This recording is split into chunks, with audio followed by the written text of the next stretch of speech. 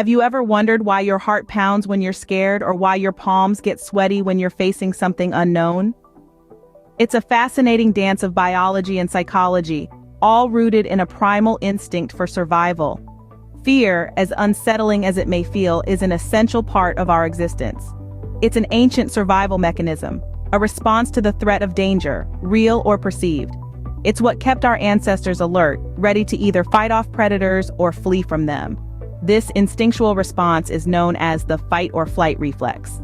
When we sense danger, our bodies undergo a series of rapid changes. Our heart rate increases, pumping blood faster to our muscles. Our breath quickens, delivering more oxygen to our brain and heightening our senses.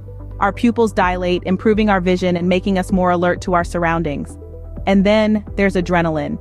This hormone is like a shot of high-octane fuel, supercharging our bodies for action. It constricts blood vessels in the skin, redirecting blood to our muscles and vital organs. This adrenaline rush is what gives us the strength and speed to confront or escape from danger. But fear is not just about heart-thumping, adrenaline-fueled moments of terror.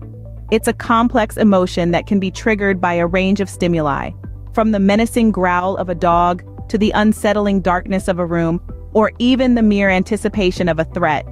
Fear can be a response to past negative experiences, a warning sign from our subconscious. It can manifest as a phobia, an intense, irrational fear of something that poses little to no actual threat. Regardless of the cause, our bodies react in the same way to fear, gearing up for action even if the threat is only in our minds.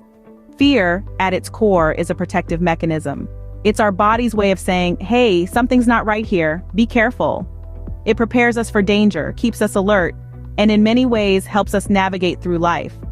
So fear, in its basic form, is a protective response to perceived danger. It's a vital part of our survival, a testament to the resilience and adaptability of the human species.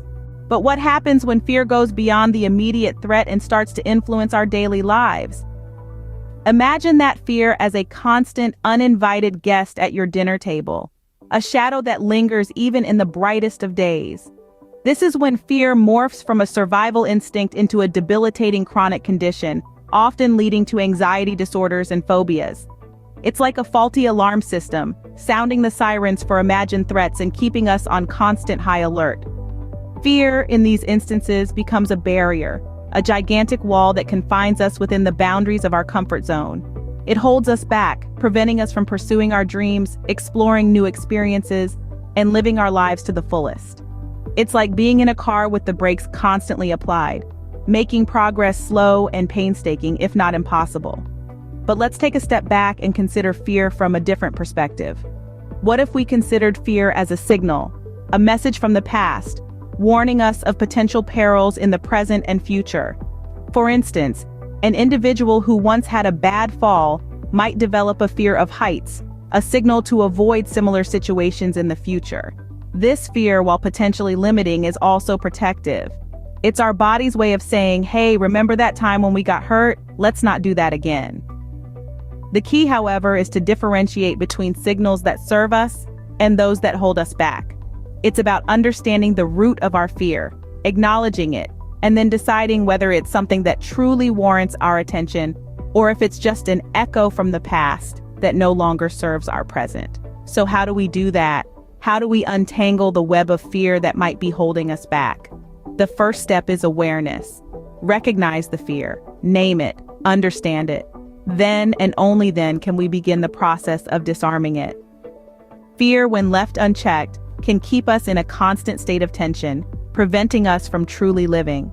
But remember this, fear is not the enemy. It's a part of us, a part of our human experience. And when we learn to understand and manage it, we can use it as a tool for growth rather than a barrier to it. So how do we overcome fear, especially when it's holding us back?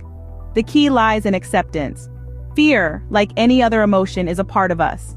It is woven into the very fabric of our being. The first step to conquering fear is to acknowledge it. Be truthful with yourself. Admit, I am afraid. This simple admission can be a powerful catalyst for change. Once we accept our fears, we can start to understand them. We can identify their roots, their triggers, and their patterns.